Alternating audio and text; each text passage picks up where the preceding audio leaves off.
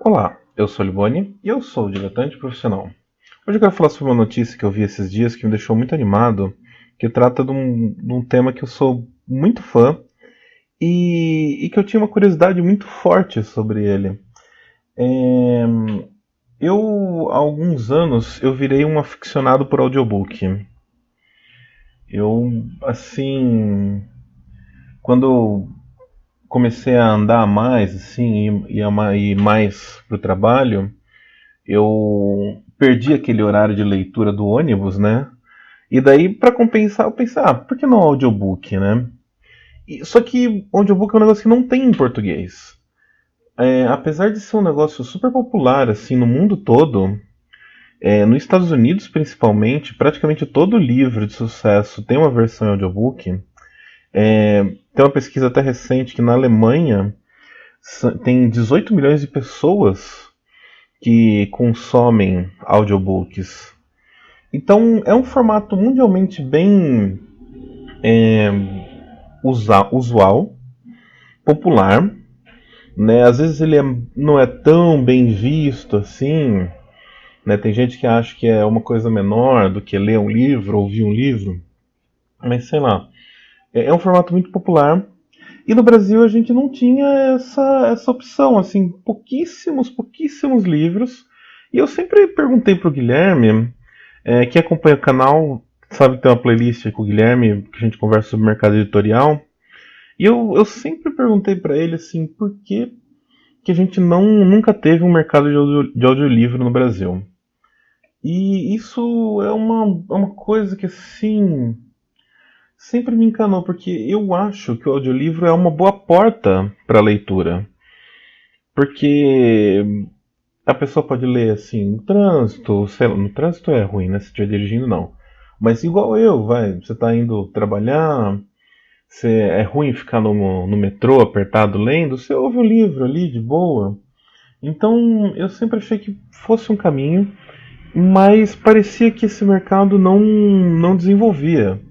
Na, na última Bienal do Livro de São Paulo, no passado, tinha um stand de uma empresa que chama Ubook, não sei se é esse o nome, se é Ubook, mas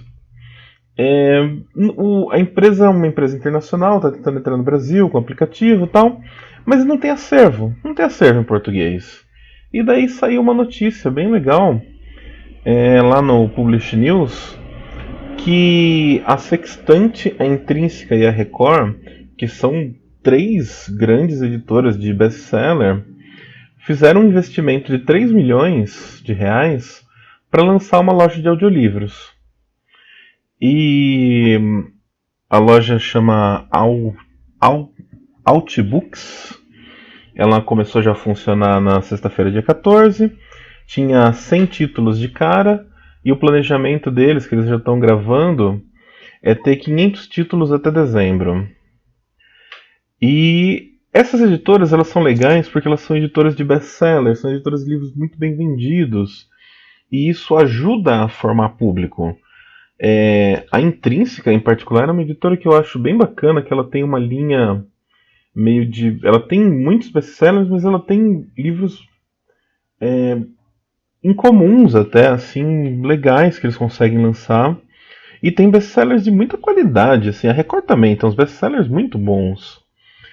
E eles têm uma ação social também que eles estão fazendo com esse lançamento. Eles pretendem vender, aqui, falando a notícia do Publish News, a cada 10 audiobooks vendidos, eles vão doar um para uma pessoa que não tem acesso à leitura.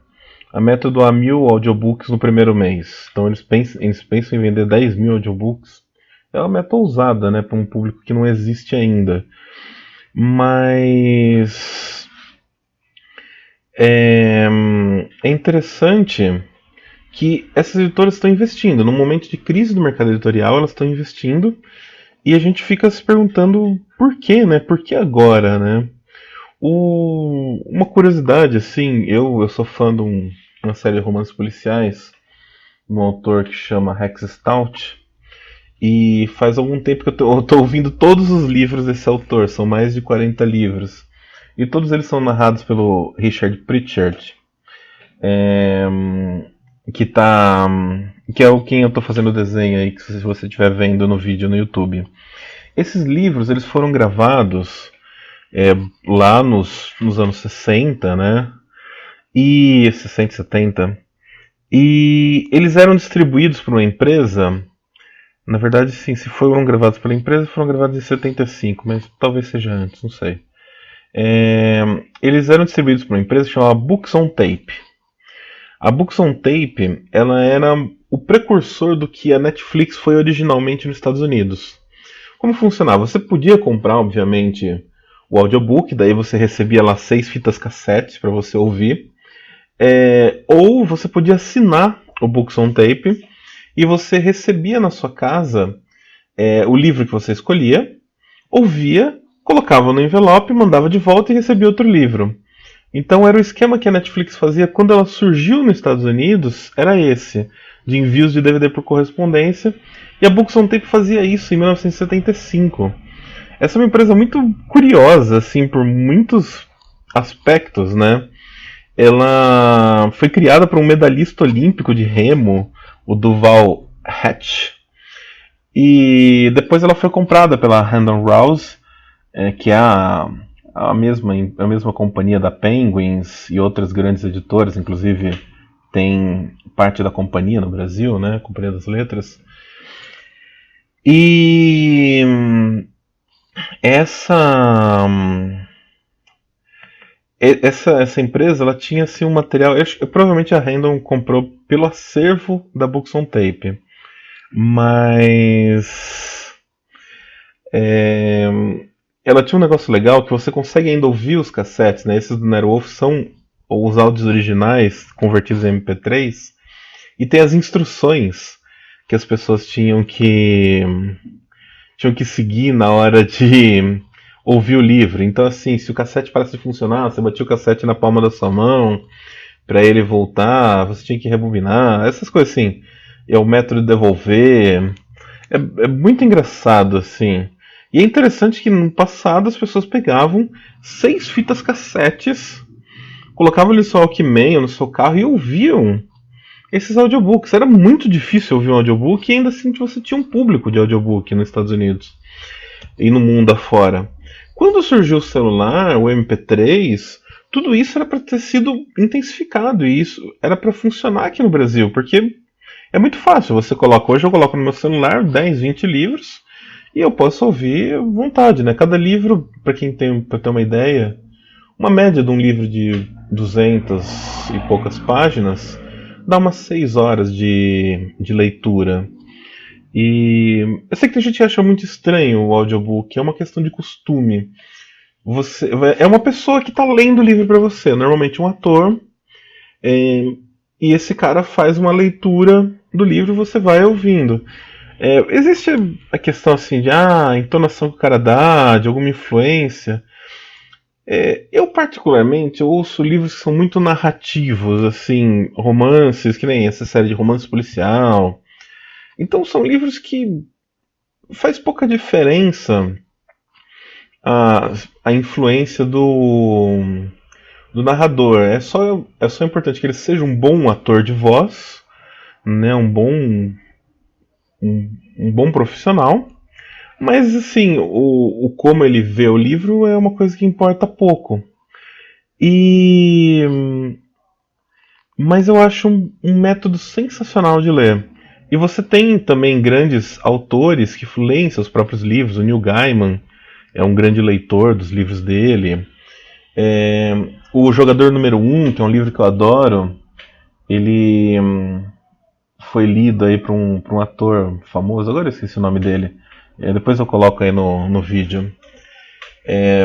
Que era de um nerd famoso. Will Wheaton, eu lembrei. Will Wheaton, que é aquele nerd famoso de uma série Star Wars. E esse conjunto aí na Intrínseca Record Sextante, que está gravando os livros, também está tentando fazer isso. Por exemplo, o Me Poupe, da Natália Arcuri, está sendo gravado por ela mesma. Ela não é uma atriz de voz, mas assim, como ela está lendo o próprio livro, às vezes as pessoas se se superam lendo o próprio texto.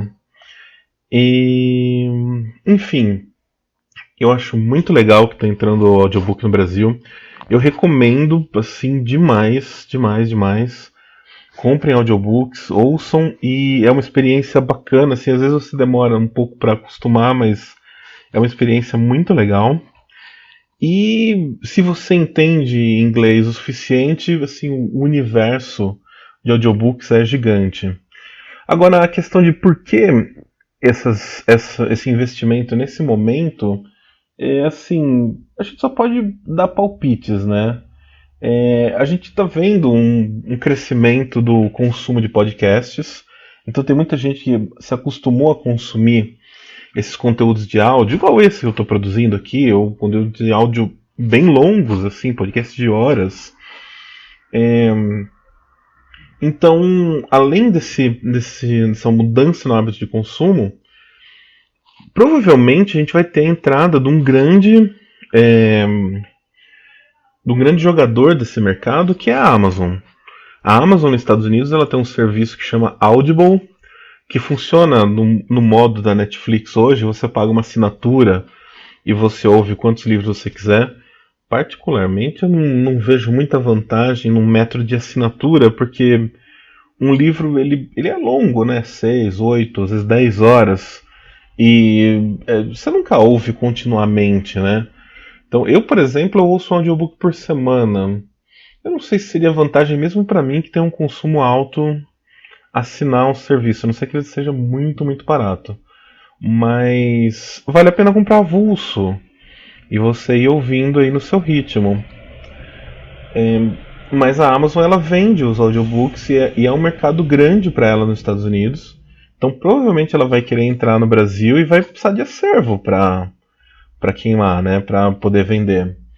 E talvez aqueles players como o Spotify e o Deezer, que já começaram a abarcar podcasts, talvez eles tenham algum planejamento de em algum momento disponibilizar audiobook. Porque faria muito sentido você ter audiobook no Spotify se você tem um podcast e tal, e tá dentro da sua assinatura. Eu acharia sensacional. Mas, enfim. Então era isso que eu queria falar. Eu sou muito fã de audiobook, eu fiquei muito feliz com essa notícia. E quem não conhece, quem nunca ouviu, eu acho que vale muito a experiência. E mesmo se você fala assim, eu não gosto muito de ler, talvez seja um jeito diferente de você ler e você absorver um conteúdo e você começar a se encantar pela leitura. E é muito bacana. Eu vou deixar aí na descrição do vídeo o link da notícia do Publish News. E se você estiver ouvindo isso no podcast, vai estar lá na postagem. Se você estiver ouvindo no podcast, vai lá no YouTube também. Se inscreve no canal, curte, compartilha. Essas coisas aí. E é isso. Valeu, obrigado aí. Deixa seu comentário aí embaixo. Até mais.